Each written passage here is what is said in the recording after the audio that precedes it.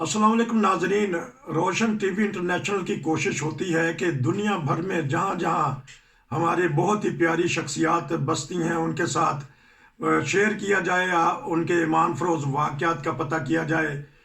उनका बचपन कैसे गुजरा, जवानी कैसे गुजरी और आजकल कहाँ बस रहे हैं और क्या क्या मसाइब और मुश्किलात देखी हैं, किन किन इम्तिहानात से गुजरे हैं और माशाल्लाह किस तरह तरक्कियात हासिल की हैं, उनके बुज़ुर्गों ने क्या क्या कुर्बानियाँ दी हैं, इस बारे में हम पता करेंगे। हमारी खुशकिस्मती है आज कनाडा से हमारे साथ हैं शेख हमीदुल्ला साहब।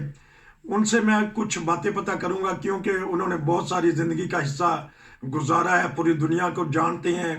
तो आज का जो प्रोग्राम है हम ईमान फरोज वाक़यात के सिलसिले में करेंगे। नॉर्मल इनकी नज़र सियासत पे भी है, आलमी हालात पे भी है और मैं उनसे पता करूंगा, उनकी तबीयत पता करेंगे। उम्मीद है कि नाजरीन आज का प्रोग्राम भी आप हमेशा की तरह पसंद करेंगे। जी अस्सलाम वालेकुम। वालेकुम सलाम रहमतुल्लाहि वबरकातुहू। आपकी तबीयत कैसी है, ठीक ठाक है? जी अल्हम्दुलिल्लाह ठीक है। वैसे कुछ अर्सा पहले मुझे कोरोना हो गया था, लेकिन मैं अब अल्लाह के फजल से ठीक हूँ। माशाल्लाह, अल्लाह ताला ने जल्द शिफा याबी अता फरमाई। लेकिन इंशाल्लाह ये झटपट ये भी साल ये भी दिन गुजर जाएंगे, देखते देखते गुजर भी गए हैं। क्योंकि जर्मनी में अभी मौसम ठंडा ही है, आज भी बर्फबारी हुई है। तो कनाडा का मौसम सुनाएं, आप किस इलाके में रहती हैं? कनाडा में टोरंटो में रहता हूँ जी। और कनाडा के तो मौसम के मुतालिक वो कहते हैं कि तो किसी ने मिसाल दी थी कि मियाँ बीवी आपस में लड़ते हुए होते थे। उन्होंने मिसाल दी थी कि इनका मिजाज कनाडा के मौसम की तरह से है, यानी जल्दी जल्दी बदलते हैं। तो यहाँ भी मौसम इसी तरह होता है कनाडा में कि आप ये पेशेंट वही तो करते हैं, वो सारा कुछ करते हैं, लेकिन जल्दी जल्दी तब्दील होता है। तो आपने तो हर घर की बात कर दी। हाँ जी, कुछ अर्से 2 दिन पहले तो ये तूफान आया था, जी जी बर्फानी तूफान। जी जी ओंटारियो सारा कुछ काफी बर्फों से सारा ढक गया था।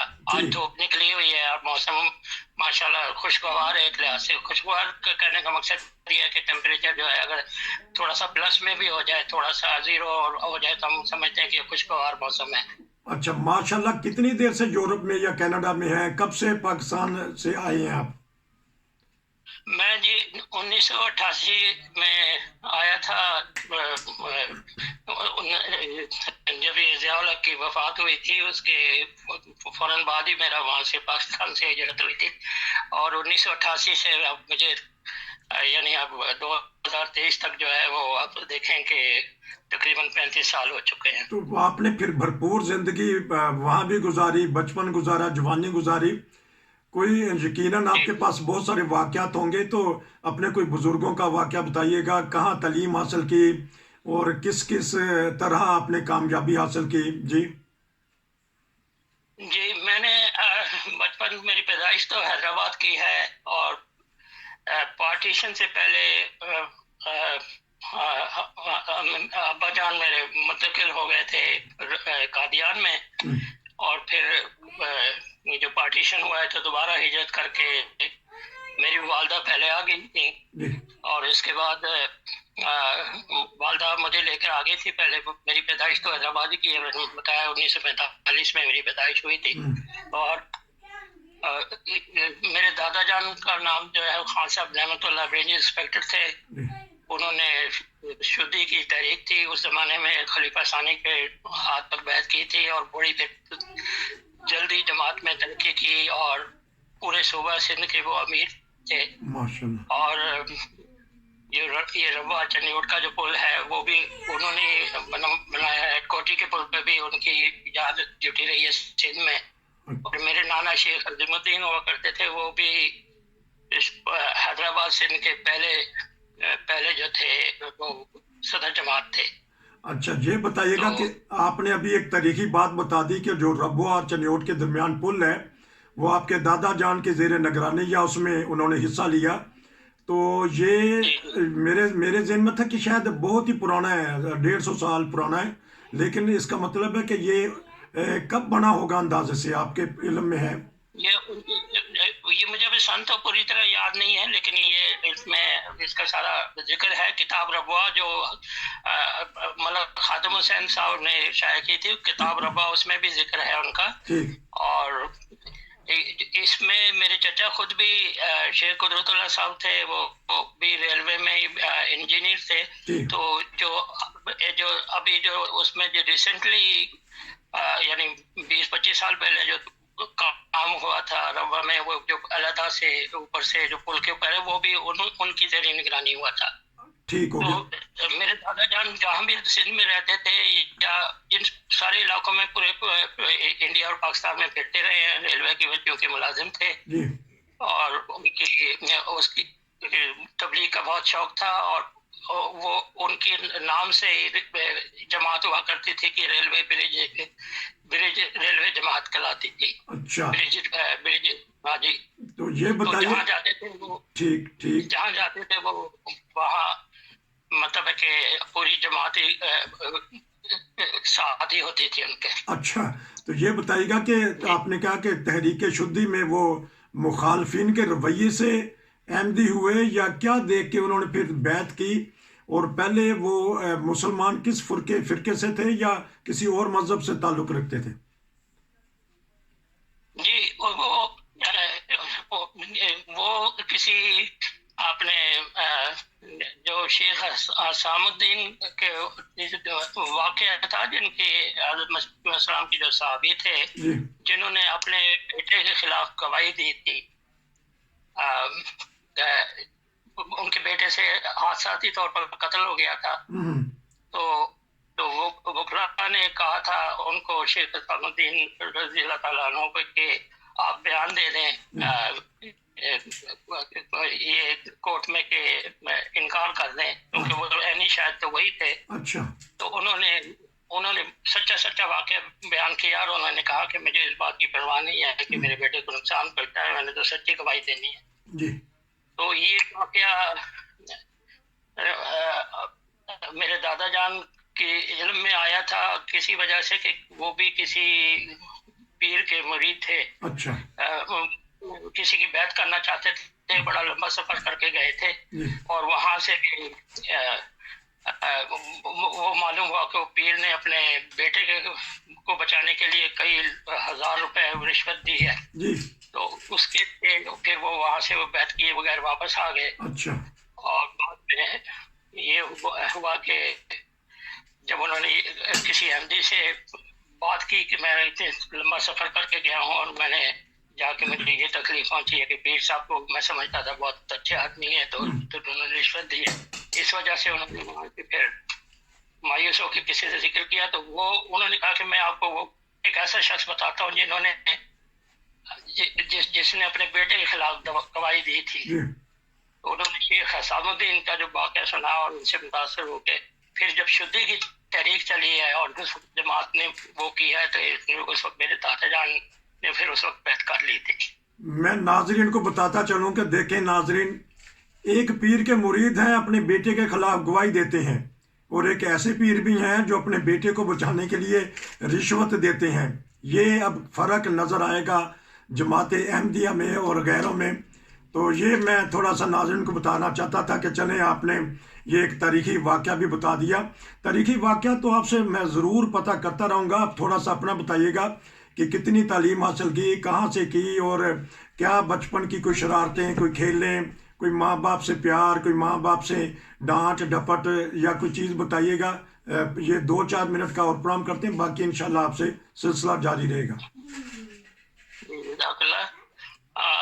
بچپن میرا حیدرآباد میں گزرا ہے. میں نے